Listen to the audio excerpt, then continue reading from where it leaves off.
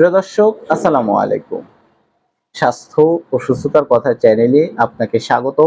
দেশে এবং প্রবাস থেকে যারা আমার এই ভিডিওটি দেখছেন, আপনাদের সবাইকে অনেক অনেক শুভেচ্ছা।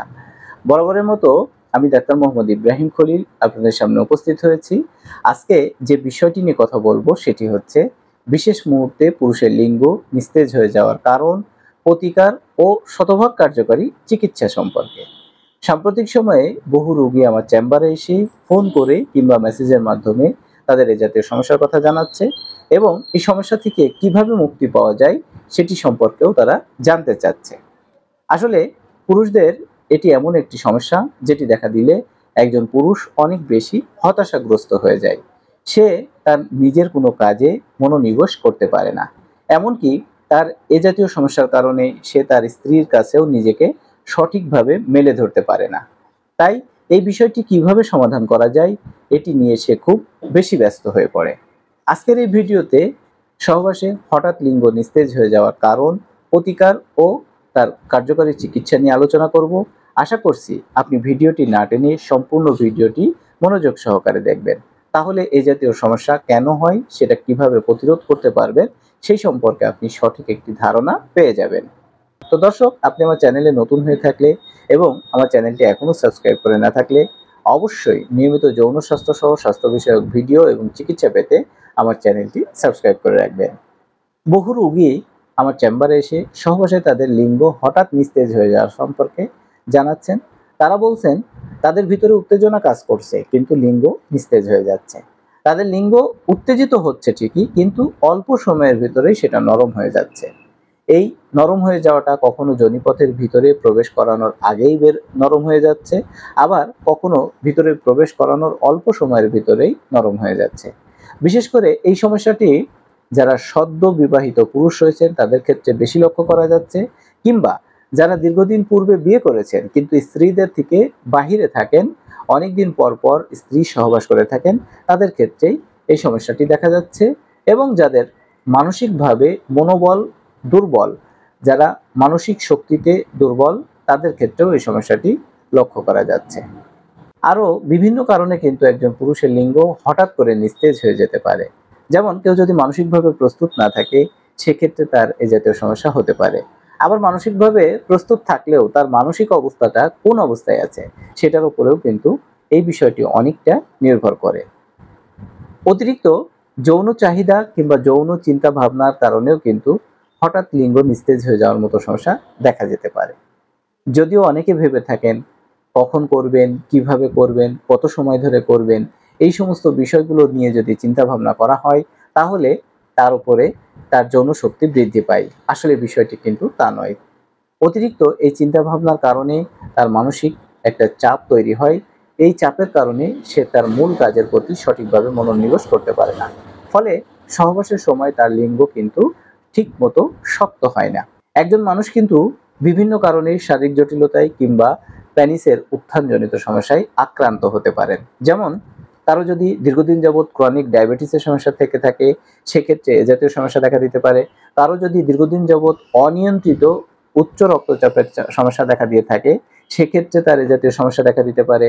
কারো যদি কোলেস্টেরল, কিডনি এ জাতীয় জটিলতায় ভুগে থাকেন, সেক্ষেত্রে তার এ জাতীয় সমস্যা দেখা দিতে পারে। আবার কারো শরীরে যদি বিভিন্ন ধরনের হরমোনের ঘাটতি থেকে থাকে, তাদের ক্ষেত্রেও এই জাতীয় সমস্যা দেখা দিতে পারে। যখন একজন মানুষ এই সমস্ত জটিল রোগের কারণে দীর্ঘদিন যাবৎ অ্যালোপ্যাথিক ঔষধ সেবন করে থাকেন, সেই সমস্ত ক্ষেত্রেও কিন্তু এ জাতীয় সমস্যা প্রকট আকারে দেখা দিতে পারে। তাহলে একজন পুরুষের শারীরিক বিভিন্ন সমস্যার কারণে কিন্তু তার লিঙ্গের শিথিলতা দেখা দিতে পারে। তাই আপনার যদি এ জাতীয় সমস্যা হয়ে থাকে তাহলে অবশ্যই একজন অভিজ্ঞ যৌন রোগের চিকিৎসকের সঙ্গে পরামর্শ করে চিকিৎসা কার্যক্রম পরিচালনা করতে হবে। এ জাতীয় সমস্যা থেকে মুক্তি পেতে হলে আপনাকে কিছু বিষয় মাথায় রাখতে হবে। যেমন আপনি যখন সহবাস করতে যাবেন, আপনার মনটাকে স্থির করতে হবে। আপনি যার সাথে সহবাস করছেন আপনাদের দুজনারই সম্মতি থাকতে হবে। শারীরিক এবং মানসিকভাবে দুজনই প্রস্তুত থাকতে হবে। অতিরিক্ত চিন্তা পরিকল্পনা পরিহার করতে হবে। সহবাসের সময় তাড়াহুড়া না করে আপনার স্ত্রীকে পর্যাপ্ত পরিমাণ যৌন তৃপ্তি দেওয়ার জন্য সম্পূর্ণ ধীরে সুস্থে আপনাকে যৌন সম্পর্ক স্থাপন করতে হবে। শুধুমাত্র যোনিপথে লিঙ্গ প্রবেশ করানোর চিন্তা থেকে অবশ্যই আপনাকে বের হয়ে আসতে হবে। আপনাকে এটা জেনে রাখতে হবে, যোনিপথে লিঙ্গ প্রবেশ করানো ছাড়াও একজন নারীর স্পর্শকাতর স্থানগুলো স্পর্শের মাধ্যমে পরিপূর্ণভাবে উত্তেজিত করে অর্গাজম ঘটানো সম্ভব। তাই শুধুমাত্র যোনিপথে লিঙ্গ প্রবেশের চিন্তা থেকে বের হয়ে এসে আপনাকে পর্যাপ্ত পরিমাণ ফোরপ্লের মাধ্যমে পরিপূর্ণভাবে উত্তেজিত করে তারপরে যৌন সম্পর্ক স্থাপন করতে হবে। যদি আপনি পর্যাপ্ত পরিমাণ উত্তেজনা নিয়ে যৌন সম্পর্ক স্থাপন করতে যান, তখন দেখবেন আপনার লিঙ্গ হঠাৎ নিস্তেজ হয়ে যাওয়ার সমস্যা থেকে মুক্তি পেয়ে যাচ্ছেন। পাশাপাশি আপনার এ জাতীয় সমস্যা দূর করতে আপনি অবশ্যই নিয়মতান্ত্রিক জীবনযাপন করবেন। এ জাতীয় সমস্যা দূর করতে আপনি পর্যাপ্ত পরিমাণ সুষম খাবার গ্রহণ করবেন। এ জাতীয় সমস্যা আক্রান্ত হলেই যে কারো পরামর্শে যৌন রোগের ঔষধ সেবন থেকে অবশ্যই আপনাকে বিরত থাকতে হবে, তা না হলে আপনার হিতে বিপরীত হতে পারে। আমাদের চিকিৎসা জীবনে অধিকাংশ রোগী পেয়ে থাকি যারা যৌন রোগ থেকে মুক্তি পাওয়ার জন্য বিভিন্ন অপচিকিৎসার সম্মুখীন হয়ে তারা আরো বেশি যৌন রোগে আক্রান্ত হয়ে থাকে। তাই অবশ্যই আপনাকে অভিজ্ঞ সম্পূর্ণ ডাক্তারের পরামর্শে স্থায়ী সমাধানের জন্য আপনাকে চিকিৎসা গ্রহণ করতে হবে। আপনি এ জাতীয় সমস্যা থেকে প্রাকৃতিকভাবে যদি মুক্তি পেতে চান, তাহলে অশ্বগন্ধা পাউডার, আলকুশি পাউডার, তেঁতুল বীজের পাউডার, শিমুলের পাউডার এবং লাল জিনসিং পাউডার, এই পাউডারগুলো নির্দিষ্ট পরিমাণ একসাথে মিশিয়ে নেবেন। তারপরে প্রত্যেকদিন সকালে 10 গ্রাম, রাতে 10 গ্রাম 1 গ্লাস দুধের সাথে মিশিয়ে নিয়মিতভাবে খাওয়ার পরে সেবন করতে পারেন। এটা সম্পূর্ণ প্রাকৃতিকভাবে সেবন করলে আপনার এই জাতীয় সমস্যা অনেক ক্ষেত্রেই আপনি মুক্তি পেয়ে যাবেন। পাশাপাশি অত্যন্ত কার্যকারী হোমিওপ্যাথিক ঔষধের মাধ্যমেও আপনি আপনার এই জাতীয় সমস্যা দূর করে নিতে পারেন। পুরুষের লিঙ্গের শিথিলতা দূর করতে শতভাগ কার্যকারী হোমিওপ্যাথিক ঔষধ রয়েছে, যে ওষুধগুলো সেবনের মাধ্যমে আপনি এই সমস্যা স্থায়ীভাবে কোনো রকম পার্শ্ব প্রতিক্রিয়া ছাড়া সমাধান করে নিতে পারবেন। আমি আমার চিকিৎসা জীবনে অসংখ্য রোগীকে এ জাতীয় সমস্যা থেকে সুস্থ হতে দেখেছি।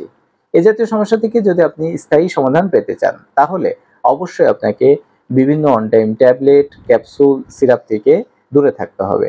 এই অন টাইম ওষুধগুলো নিয়মিত কিছুদিন সেবন করলে আপনার শরীরের গুরুত্বপূর্ণ অঙ্গগুলো যেমন ড্যামেজ হয়ে যেতে পারে, ঠিক তেমনি আপনার যৌন শক্তি স্থায়ীভাবে নষ্ট হয়ে যাবে। আমি আমার চিকিৎসা জীবনে অসংখ্য রোগীর যৌন শক্তি সম্পূর্ণভাবে নষ্ট হয়ে যেতে দেখেছি। তাই স্থায়ী ট্রিটমেন্টের জন্য অরিজিনাল হোমিওপ্যাথিক ঔষধ সেবন করলে আশা করা যায় কোনো রকম পার্শ্ব প্রতিক্রিয়া ছাড়া আপনি অনেক বেশি উপকৃত হবেন। এ জাতীয় সমস্যায় আমি প্রথম যে ওষুধটি নিয়ে বলছি সেটি ক্যালাডিয়াম সিগ 1M। ক্যালাডিয়াম সিগ এই ওষুধটি এ জাতীয় সমস্যা দূর করতে খুবই কার্যকরী।